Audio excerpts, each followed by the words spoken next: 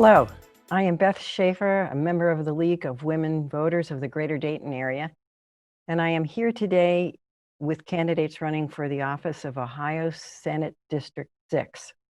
There are two candidates running for one open seat. The candidates are Mark Fogel, Democrat, and Niraj Atani, Republican. Unfortunately, Mr. Atani was unable to attend this because of a prior commitment.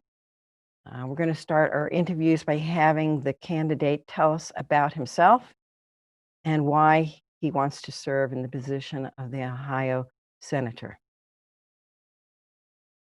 Go ahead, if you would, Mr. Fogel. Well, hey everyone, hello, and it's a pleasure and honor to be here, especially with the League of Women's Voters who have been doing so much for our democracy and community for a long time. So what a pleasure. Coming also 2 days after the 100th anniversary of the 19th Amendment. So, well, I'm Mark Fogel and I'm running for Senate District 6. And who am I and why am I doing this? And that's the first question I'm always asked. So I will say, who am I? Is a kid of this district. I grew up in the south suburbs. And I think as many kids in the Dayton area look at airplanes flying overhead and go to the Air Force Museum, that is what I wanted to do. And so I was very fortunate to have gone to the Air Force Academy, nominated by astronaut and Senator John Glenn. And I flew fighters in the Air Force for many years. And at some point along the way, was really excited and interested in shifting gears in life and got out of the active duty, went back to study policy in a master's level. And as soon as I had a chance, came back home here to Dayton and settled where I am excited to raise my family and put down roots in the same hometown I grew up in. And I think what happened and why I'm running is I recognized that I had so much opportunity in life because of my community, the schools that I was fortunate to go to, the people around me, the systems that we had in our society. I was able to accomplish so much in life, and I was able to achieve my dreams of being an Air Force fighter pilot, that I recognize that others of our community, other neighbors, don't have those opportunities. We've got policy challenges in front of us. And so I started thinking about making a difference in policy. And then I recognized I had almost accidentally had the perfect blend of experiences that I would bring to bear as a state senator. So experience in military leadership, experience in business, nonprofit advocacy, and then frankly, driving a minivan and understanding what it means to raise a family in this district. So I'm running for Senate District 6 to make our district and our community the kind of place where everyone is able to thrive and wants to raise their family here and succeed. Thank you. State senators sit on various committees. What are the top two committees you would most like to serve on and why? Thanks for the question. I get this a handful of times and I have the same answer. I don't have a committee, either 1, 2, or 5 that I would want to serve and sit on. My answer is that I look for which committee I think there's going to be an actual opportunity to make an impact. And so that could be Veterans Affairs, it could be education, it could be economic development, it could be rules. It doesn't matter which one, it's the one where there's going to be a chance to collaborate, a chance to build bridges, enlarge a coalition, to actually get smart policy passed out of that committee into law and make a difference for the community. So I'll take one as an example. So the Education Committee, of which my predecessor, Senator Lehner, sits on now and is in fact the chairwoman. That is a committee which most senators don't aspire necessarily to sit on that or lead it, but it's one where we need real leadership, and it makes a big difference for our families and our kids. And so if there's an opportunity to be on that committee where there's going to be, again, those who are eager and interested to work across the aisle to make a difference, that's what I'm going to shoot for. So it's a matter of kind of taking a sense of the landscape of who's sitting on what committees in order for me to make the most difference that I can.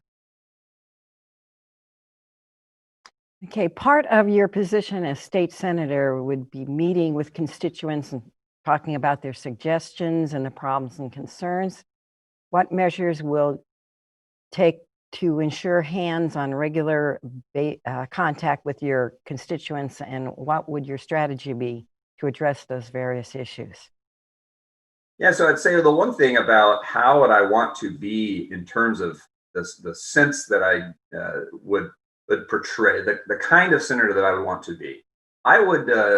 It's kind of basic to me. I want it to be where anyone in this community thinks of Mark Fogel as their senator as the one that they can go to with any problem whatsoever, even if it's not within sort of my wheelhouse. It could be a local issue, it could be even a national issue, and I'll at least point them in the right direction. And if it's something that I can all make a difference on, I'll tackle it head on. Again, I want to be available. I simply believe in a very old fashioned idea that those that we send to sit in the public trust are there to serve us. And so my strategy of being able to do that is having a very large but very nonpartisan, bipartisan committee, if you will, sort of an informal committee of citizen advocates. Kind of call it my kitchen cabinet. But these are members of the community, mothers and fathers. They can be school age, college kids. They can be nurses and teachers. It doesn't matter. I'd like there to be a constant flow of information between this kitchen cabinet that I'd like to set up to myself and my staff. And then again, if anyone is my constituent, no matter their political party or anything, they know how to reach out to me and my staff at any time, and we will always prioritize constituent services. So again, I want to be the one that is known to be accessible and available. The coronavirus pandemic has been a tough blow to our world, our nation, and our state. Citizens have learned a lot about the strengths, limitations, and shortcomings of our government and its officials at all levels during this time. Given this experience, what legislation might you propose to correct what you see as the principal challenge Ohioans will be facing during the next legislative session, and why? I think you framed it a really interesting and correct way. Effectively, this pandemic has laid bare the weaknesses in our society, right? And so it's again, we'll do a blame placement later in life where we can look back on this. Historians will talk about who could have done what better. But here's what I know right now: we've got hundreds of thousands of Ohioans out of work, at risk of losing everything. We've got parents like myself who are struggling to figure out what to do with their kids. We've got teachers and staff who are also struggling to know, is it safe to go back to the classroom?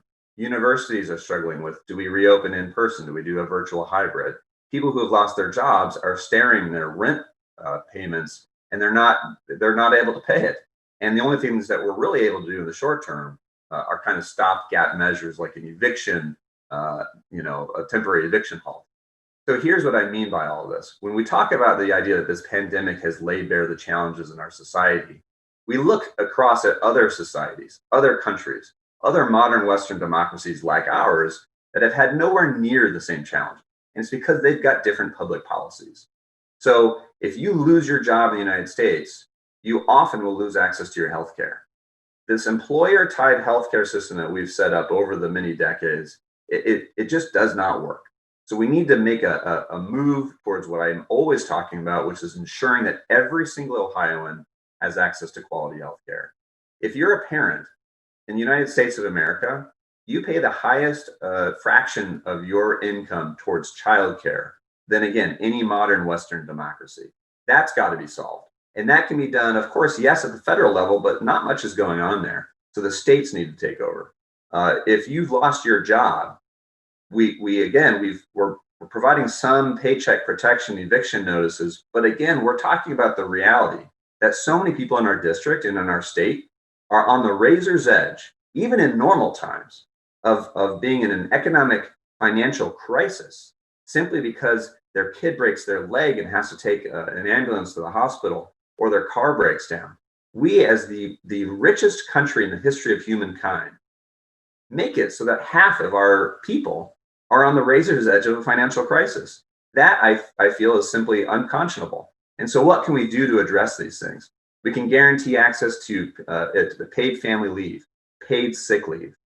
We've got to reduce childcare costs. The cost of higher education is skyrocketing in the United States of America, and we know that. And in fact, Ohio is worst in the nation with student debt.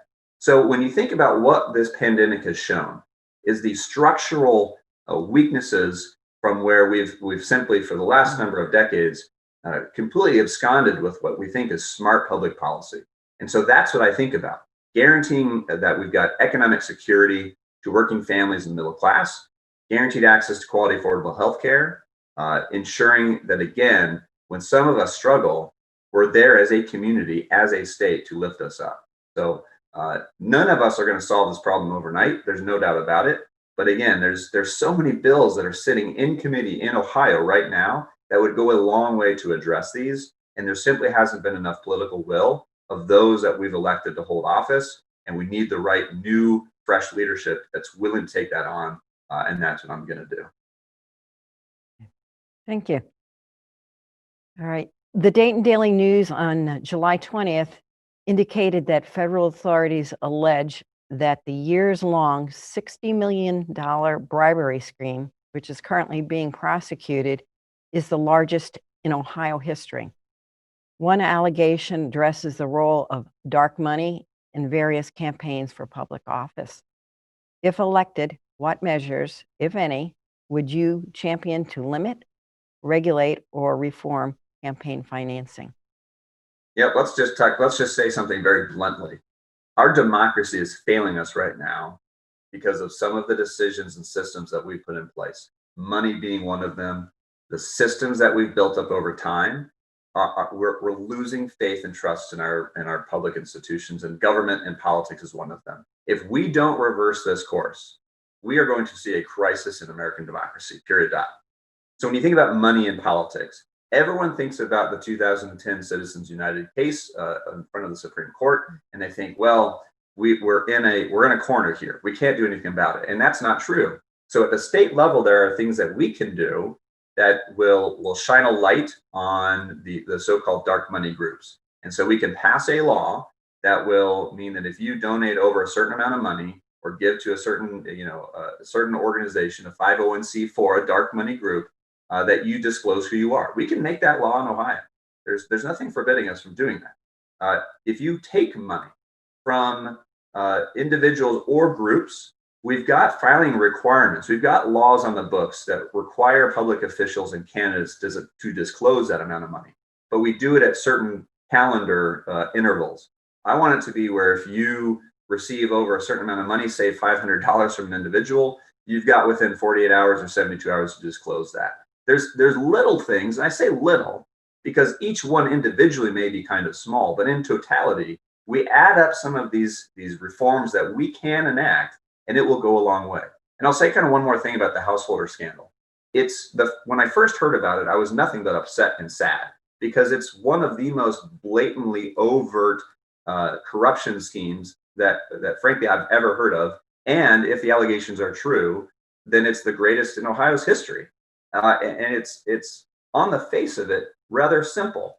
Someone took millions and millions of dollars and then funneled it towards candidates to vote for that person, Larry Householder, to be the Speaker of the House in order to pass a bill that would benefit a company that gave him that money. It's so bald-faced that we almost look at this and go, well, this is the problem. But the real problem are these structural challenges that have led this corruption to happen. And that's what I think you were talking about of what can we do to shine a light on some of this dark money group.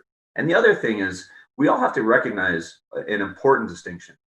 What I fear is that people hear these stories out of the media and we have a tendency as humans to go, that's just corrupt politicians doing those corrupt things that they do. And that is the wrong answer. There are some people who are corrupt. There are some people who are not worthy of the public trust. Most people go into public service for the right reasons. And so we cannot lose faith in those that seek to earn the public trust. Let's, of course, get the bad apples out. But if the bad apples are turning that way because of the barrel that they're in, we need to fix the barrel. And so that's where my mind is at. Let's fix the barrel. Okay, Mark, we'd like to give you an opportunity to make a closing statement to let us know what you really want us to know about you. Well, thank you. The biggest thing that I say is that within the Senate 6 race right now, I'm the only one that is running on the actual values of our community. What does that mean to me? It means I believe that what people want is not long-term professional politicians sitting in office and trying to concoct and pass laws to benefit their special interests. I truly believe, call me old-fashioned, that what we want are people who are motivated to make a difference for the right reasons. I was never planning to run for office. I was never a kid that thought I would be a politician. I wanted to fly Air Force jet, and I was extremely fortunate to have accomplished that. And it's a thrill of a lifetime, and I'll always be grateful for my country and for my community for giving me that chance. But now what I think about is the fact that I've got 3 kids that are going to be going into kindergarten, and they're going to join our public schools. I've got friends and neighbors who lost their job and are struggling. I know what it means, again, to raise a family in the district. I joke about the fact that I used to fly, $65 million jets, and now I fly a minivan. And the minivan is really more of my jet now. And it's a matter of being a part of this community and doing this for the right reasons. And the last thing that I would say is that I recognize one other truth. The divisiveness and partisanship in our society right now is truly, we're at a breaking point. We are at a crossroads. And the one thing I can promise is that I will never always agree with any single individual or any single party. I'm running to put people over party and policy over politics. You'll never hear me try to divide. My goal, just as I was serving in uniform, serving as a senator, is to unite us, to build bridges, to pass smart laws, and to lead on the issues that will benefit Ohioans. That's my promise to the people that will vote for me, and I certainly hope I can earn their support. And if they'd like to learn more about me, they've got to check out fogelforohio.com, and we're excited about making a difference in Ohio. Thank you for your participation today. Good luck in your campaign. The League of Women Voters encourages all candidates to run an issues-oriented campaign. Our goal is to educate the voting public and strengthen our elective political process. Look for the League's voter guide in libraries and on your doorsteps the week of October 12th. Election Day is Tuesday, November 3rd. Early voting begins October 6th at the Board of Elections, or you can request an application for an absentee ballot. However you decide to vote, your opinion matters and helps make democracy work. So please vote.